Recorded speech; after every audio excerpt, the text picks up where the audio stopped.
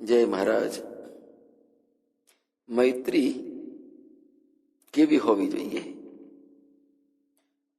તો બીજું તો વધારે ના કહેવાય, પણ એને કેવું હોય તો મૈત્રી દૂધ અને પાણી જેવી હોવી જોઈએ. તેલ અને પાણી જેવી નહીં. દૂધ ને પાણી સમરસ થઈ જશે અને તેલ ને પાણી ક્યારેય પણ ભેગા નહીં થઈ શકે.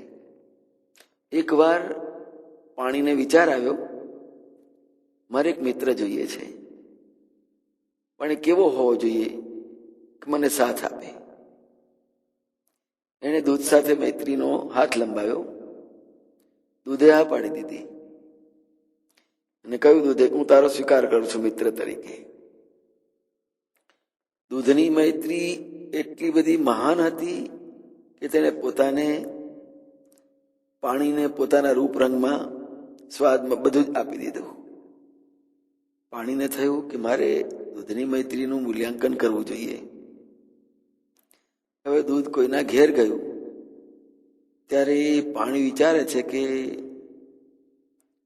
દૂધે સમર્પણ કર્યું છે તો મારે મિત્રતા નિભાવવાનો વખત આવી ગયો છે. એને દૂધ ગરમ મૂક્યું તો પાણીએ વિચાર્યું, હું તો બળું પણ તને નહીં બળવા દઉં, દૂધને. પણ પોતાના મિત્રને બળતો જોઈ બીજો મિત્ર કેમ સહન કરી શકે? દૂધથી આ સહન ન થયું એટલે ઉભરાયું ને ચૂલામાં કૂદી પડવા તૈયાર થયું. પાણીએ જોયું એટલે એનો છંટકાવ થયો, દૂધ શાંત થઈ ગયું. વળી એક દિવસ પાણીને વિચાર આવ્યો કે લાને બીજો કોઈ પણ મિત્ર બનાવવું તો સારું. તો રસ્તામાં તેલ મળ્યું, મૈત્રીની વાત કરી. તેલે પણ કહ્યું, ચોક્કસ, આપણે બંને મિત્રો.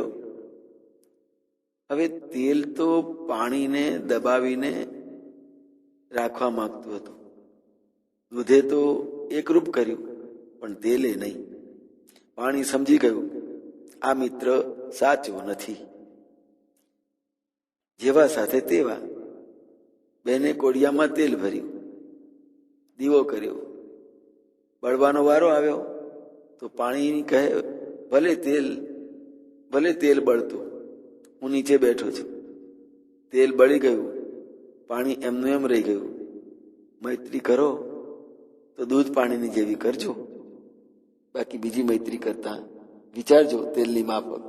આવી સુંદર વાતો જય મહારાજે આ જીવનના સંબંધોને